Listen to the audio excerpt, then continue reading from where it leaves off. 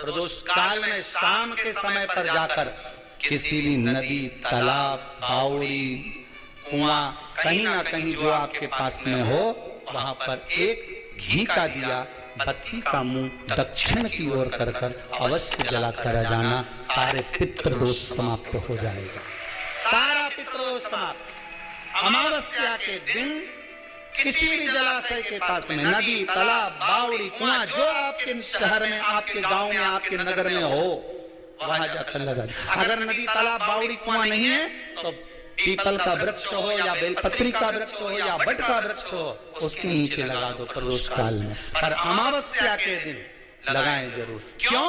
क्योंकि अमावस्या के दिन पितृ शाम के समय प्रदोष काल में शंकर भगवान का नाम जाप कर नदी, तालाब, बावड़ी पर पानी पीने जाते हैं। वहां से जल का आचमन कर पितृ अपने लोक को चले जाते हैं प्रदोष काल के समय पर। इसलिए प्रदोष काल में जलाशय के पास में, बावड़ी, कुआं, नदी, तालाब के किनारे पर दिया लगाया जाता है दक्षिण की ओर मुख कर बत्ती का। तो पितृ आशीर्वाद देते हुए जाते हैं कि फलो फूलो, आगे बढ़ो, उन्नति करो, तरक्की करो। ये पितरों का आशीर्वाद रहता है, पितरों का वर रहता है। आप देंगे?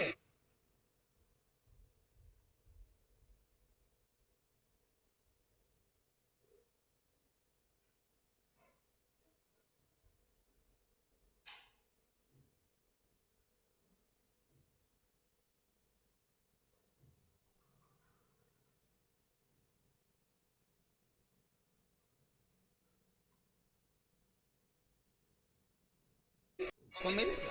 पितृदोष है, ये आपको कैसे मालूम पड़ेगा?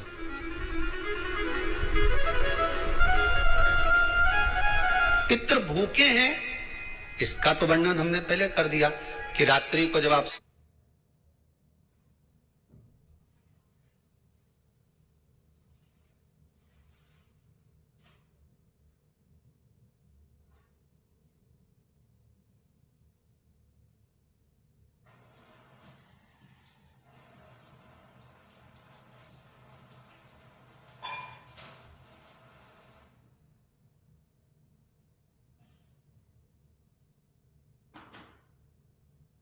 तो सोने के बाद में 1-1.5 घंटे बाद अगर आपकी नींद खुल जाए, 1 घंटा 1.5 घंटा आप सोइए, उसके बाद जो नींद खुली तो 1-1.5 घंटे तक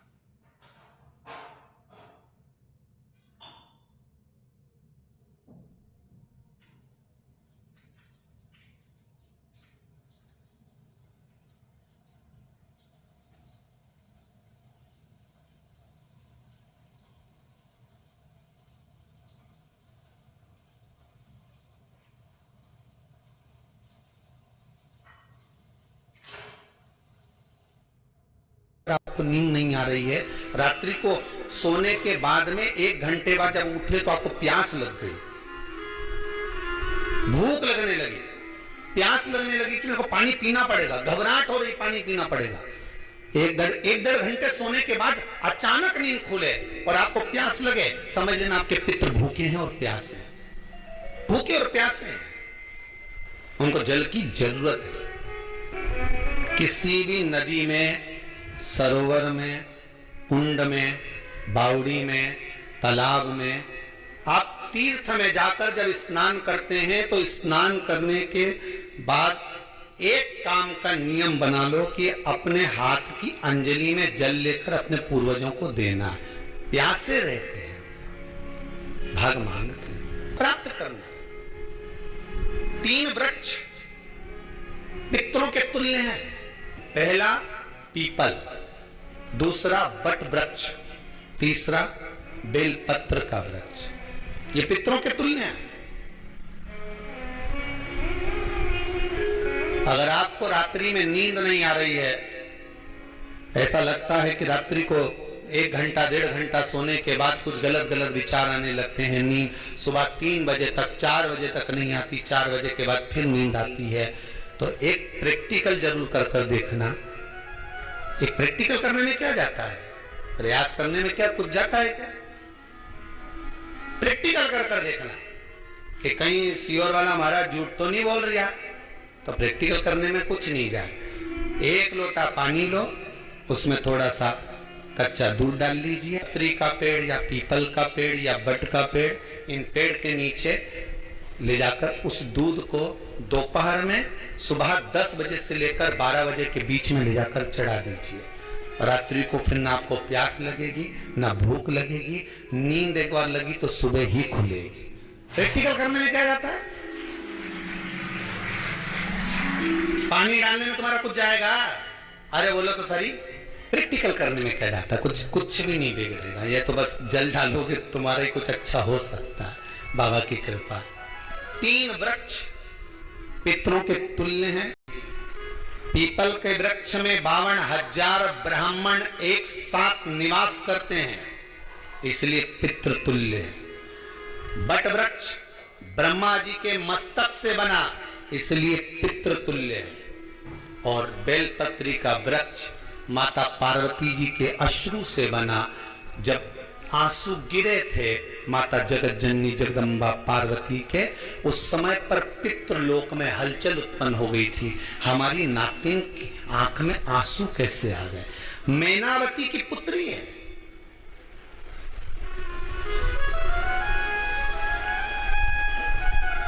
पितरों की नातिन, इसकी अश्रु कैसे गिर गए?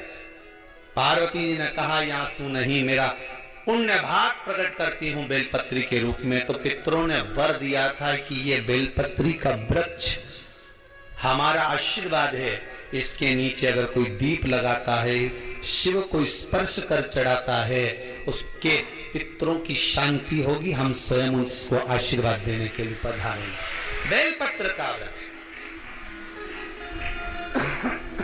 पितृतुल्य। तो रात्रि को अगर भूख लग रही है, प्यास लग रही है, तो पितृदोष। दूसरा पितृदोष का लक्षण बताया, घर में कोई शुभ कार्य ना हो, वंश की वृद्धि ना हो। 1 रुपये कमाओ, 1.25 रुपये खर्च हो रहे हैं, पैसा 10 जगह से कमाई आ रही है पर घर में टिक नहीं पा रही है, आया गया, पितृदोष।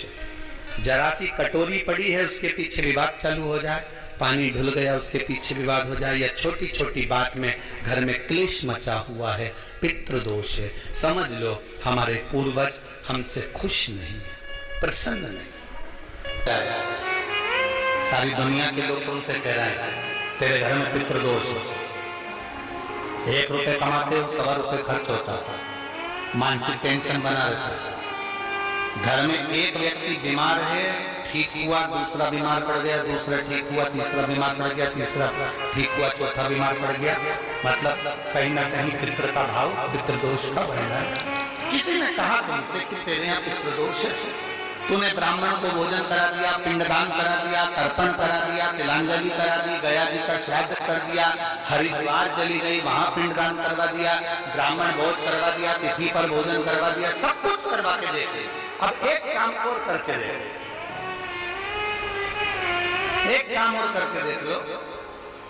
जब तुम घर में भगवान शंकर की आरती, तुम्हारे घर में शंकर जी का शिवलिंग है, भले काय का भी हो, छोटा सा, भले सियोर का कंकर शंकर हो, नर्मदा का कंकर हो, चाहे शंकर पारक के हो, पीतल के हो, स्टील के हो, लकड़ी के हो, जिसके भी हो, लोहे के हो, पाषाण के हो, जिसके भी हो, शंकर का शिवलिंग अगर हमारे घर में है और आप रोज प्रतिदिन भगवान की आरती करते हो, प्रतिदिन, और आपको लग रहा है कि मेरे यहाँ तकलीफ चल रही है, ठीक ही नहीं हो रही, लगभग 1.5 महीना आप कम से कम 45 दिन, 1.5 महीने के करीब में ऐसा प्रयास करना कि भगवान की आरती, शंकर भगवान के शिवलिंग की आरती करने के बाद उस दिए को भगवान के सामने मत रखो, उस दिए को उठाकर जहां तुम पानी का मटका रखते हो, हंडा रखते हो, जिससे तुम पानी पीते हो, तुम्हारे रसोई घर में जो पानी का मटका, हंडा, बाल्टी, आरओ का पानी जिस मटके में गिरता है, हंडे में गिरता है, जिसको हमारे पितरों का स्थान करते हैं,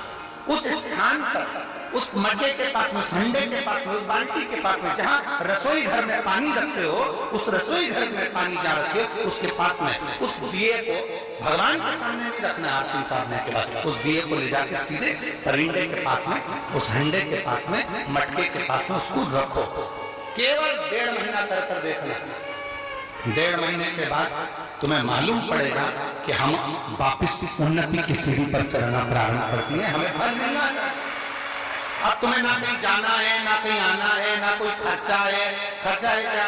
ईमानदारी से बोलो, कोई तुम्हारा लाखों का रुपया लग जाएगा, रोज आरती करते हो रोज आरती। बस आरती का नियम बना लो कि हमको पितृदोष किसी ने बोला है, हमारे घर में अशांति है, पितृदोष है, कोई कह रहा है कि तुम्हारे घर में पितृदोष है, हमने सब कुछ करके देख लिया। अब हमें ये करना है कि महादेव की आरती जब होती है तो उसकी ज्योत का दर्शन करने पर 1000 कपिला गाय के दान का पुण्य मिलता है। तो ये पुण्य हम हमारे पितरों को देते हैं, जिससे उनकी मुक्ति हो जाए और हमें आशीर्वाद।